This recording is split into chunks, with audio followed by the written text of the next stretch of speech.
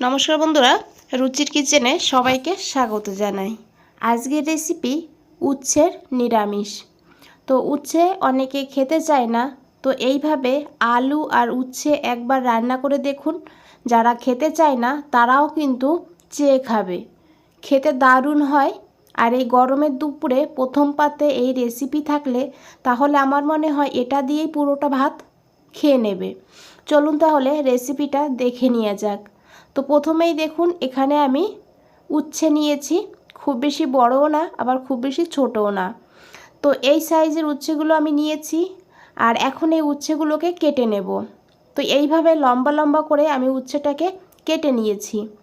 তো যেহেতু এখানে দেখুন উচ্ছের বীজটা একটু শক্ত হয়ে গিয়েছে, সেই কারণে এই বীজটাকে আমি বাদ দিয়ে দিয়েছি। যদি উচ্ছের বীজটা নরম থাকে তাহলে কিন্তু বাদ না দিয়েও রান্না করতে পারবেন। আর তারই সঙ্গে নিয়েছি দুটো আলু। আলুটাকেও একইভাবে করে কেটে নেব, এইভাবে লম্বা করে আর একটু পাতলা করে। আর এখানে দেখুন উচ্ছে আর আলুটাকে কেটে নিয়েছি। আর এখন খুব ভালো করে ধুয়ে নিতে হবে। তো আমি এখানে ধুয়ে নিয়েছি, দেখুন আলুটাকে কত পাতলা করে কেটেছি। তো এইভাবে সবজিগুলোকে কেটে নিলে রান্নাটা খুব তাড়াতাড়ি হয়ে যাবে। একটা প্লেটে আমি আলাদা করে এই উচ্ছেটাকে নিয়েছি। আর এখন এখানে দিয়েছি হাফ চামচ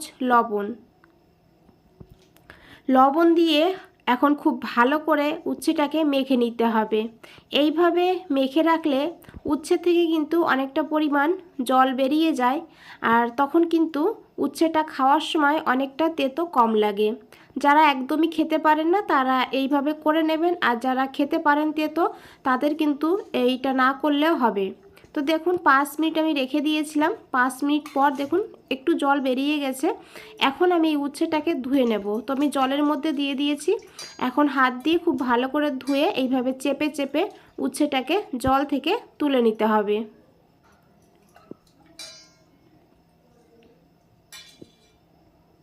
তো দেখুন বন্ধুরা, আমি এখানে উচ্ছেটাকে তুলে নিয়েছি।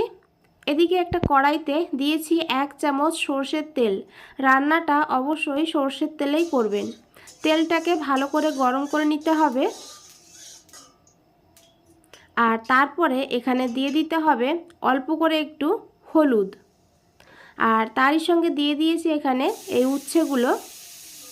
এখন উচ্ছেটাকে ভালো করে ভেজে নেব। গ্যাসের ফ্লেমটা মিডিয়াম টু লোতে রেখে একটু কড়া করে উচ্ছেটাকে ভাজতে হবে। যদি উচ্ছেটা ভালোভাবে ভাজা হয় তাহলেও কিন্তু অনেকটা তেতো কম হয়। তো দেখুন বন্ধুরা, এখানে উচ্ছেটা ভাজা হয়ে গিয়েছে। এখন এই উচ্ছেটাকে তুলে নিতে হবে। এই কড়াইতে আমি আরও 2 চামচ সর্ষের তেল যোগ করে দিয়েছি। তেলটাকে গরম করে নিয়ে দিয়ে দিয়েছি অল্প করে একটু কালো জিরা। কালো জিরাটাকে একটু ভেজে নিতে হবে। আর তারপরে এখানে দিয়ে দিতে হবে কেটে রাখা আলুগুলো। আলুটা যেহেতু একটু শক্ত সবজি, সেই কারণে কিন্তু আলুটাকে ভালো করে প্রথমে একটু ভেজে নিতে হবে, না হলে আলুটা সিদ্ধ হতে সময় বেশি লাগবে। তো দেখুন খুব ভালো করে মিশিয়ে নিয়েছি। আর এখন ঢাকা দিয়ে এইভাবে আলুটাকে ভাজবো। ঢাকা দিয়ে ভাজলে আলুটা তাড়াতাড়ি ভাজা হবে, আর তাছাড়া তাড়াতাড়ি একটু সিদ্ধও হয়ে যাবে। এদিকে দেখুন আমি একটা মশলা বানিয়ে নিয়েছি কিভাবে। তো প্রথমেই নিয়েছি হাফ চামচ কালো সর্ষে, হাফ চামচ হলুদ বা সাদা সর্ষে, তারই সঙ্গে নিয়েছি হাফ চামচ এখানে পোস্ত। এখন এই মশলাটাকে প্রথমে জল ছাড়াই গুঁড়ো করে নিয়েছি। আর তারপরে দিয়েছি একটু লবণ। সর্ষেটাকে লবণ আর কাঁচা লঙ্কা দিয়ে বেটে নিলে তাহলে কিন্তু তেতো হয় না। আর তারপরে দিয়েছি এখানে 2টো কাঁচা লঙ্কা। আর এখন দিয়ে দিয়েছি একটু দুধ। এখানে আপনারা যদি দুধ না দিতে চান তাহলে জল দিয়েও বেটে নিতে পারবেন। তো এখানে আমি একটু গরুর দুধ নিয়েছি, নিয়ে এইভাবে মিহি করে মশলাটাকে বেটে নিয়েছি।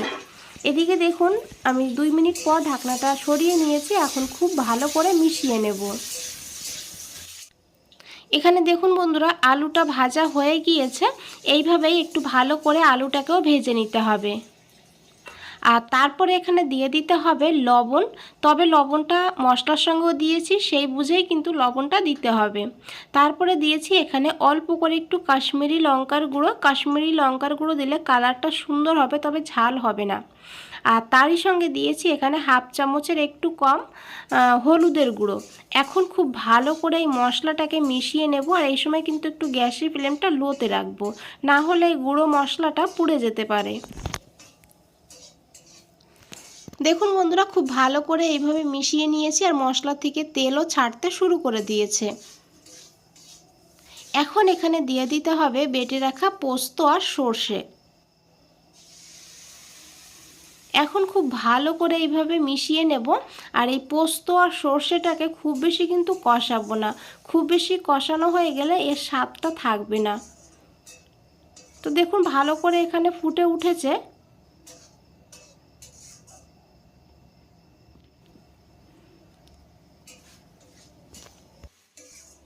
এখন এখানে দিয়ে দিতে হবে ভেজে রাখা উচ্ছেগুলো। উচ্ছেটাকে দিয়েও খুব ভালো করে এখন এই আলু আর মশলার সঙ্গে মিশিয়ে নেব। বন্ধুরা, একবার হলেও এইভাবে বানিয়ে দেখবেন, তারপরে আমাকে কমেন্টে জানাবেন আপনাদের কেমন লেগেছে। দেখুন আমি খুব ভালো করে মিশিয়ে নিয়েছি আর এখন ঢাকা দিয়ে লো ফ্লেমে 2 মিনিট রেখে দেব। 2 মিনিট পর ঢাকনাটা সরিয়ে নেব।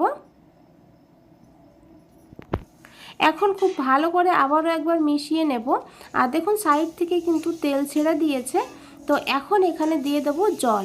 এখানে আমি অল্প করে একটু জল দেব, কারণ এই রেসিপিটা কিন্তু একটু মাখো মাখো করব, সেই কারণে। আপনারা যদি আরেকটু ঝোল রাখতে চান তাহলে আর একটু জল এখানে দিয়ে দেবেন, আর অবশ্যই গরম জল দেবেন। আর এখন খুব ভালো করে মিশিয়ে নেব। তো আমি দেখুন কিভাবে জলটা দিয়েছি, সব সবজিগুলো জলের নিচে থাকবে সেইভাবে দিয়েছি। এতে আলুগুলো ভালোভাবে সিদ্ধ হয়ে যাবে আর ঝোলটা একটু মাখো মাখো হয়ে যাবে। ঢাকা দিয়ে 5 মিনিট রান্না করে নিয়েছি লো টু হাই ফ্লেমে। দেখুন সাইড থেকে তেল ছেড়ে দিয়েছে। এখন খুব ভালো করে মিশিয়ে নেব। এই যতটা ঝোল দেখছেন এতটা ঝোল থাকবে না যখন এটা ঠান্ডা হয়ে যাবে। তো দেখুন আলুটা ভালোভাবে সিদ্ধ হয়েছে আর উচ্ছেটা তো সিদ্ধ হয়েই গিয়েছে। আর এখন এখানে দিয়ে দিয়েছি 2টো চেরা কাঁচা লঙ্কা, সুন্দর একটা ফ্লেভার হবে। আর তার সঙ্গে দিয়েছি এখানে হাফ চামচ চিনি। চিনিটা অবশ্যই দেবেন। চিনিটা দিয়ে খুব ভালো করে মিশিয়ে নিতে হবে। এখানে একটু লবণটা চেক করে নিতে পারেন এই সময়। তো বন্ধুরা, রেসিপিটা ভালো লাগলে অবশ্যই একটা লাইক করে দেবেন, চ্যানেলটাকে সাবস্ক্রাইব করে পাশে থাকবেন। দেখুন তারই সঙ্গে দিয়েছি এখানে আমি 1 চামচ কাঁচা সর্ষের তেল। তেলটা অবশ্যই দেবেন, কারণ সর্ষে বাটার মধ্যে একটু তেল দিলে খেতে কিন্তু দুর্দান্ত হয়। গ্যাসের ফ্লেমটা অফ করে দিয়ে আমি 2 মিনিট স্ট্যান্ডিং টাইমে দিয়ে নিয়েছিলাম। 2 মিনিট পর ফিরে এসেছি। আশা করি দেখে বুঝতেই পেরেছেন বন্ধুরা কতটা লোভনীয় লাগছে। আবারও বলছি বন্ধুরা, রেসিপিটা ভালো লাগলে অবশ্যই একটা লাইক করে দেবেন, চ্যানেলটাকে সাবস্ক্রাইব করে পাশে থাকবেন। বন্ধুরা, আজ তাহলে এই পর্যন্তই। ফিরে আসছি নতুন কোনো রেসিপি নিয়ে। ভালো থাকবেন, সুস্থ থাকবেন। সবাইকে অনেক অনেক ধন্যবাদ এত সময় ধৈর্য ধরে রেসিপিটা দেখার জন্য।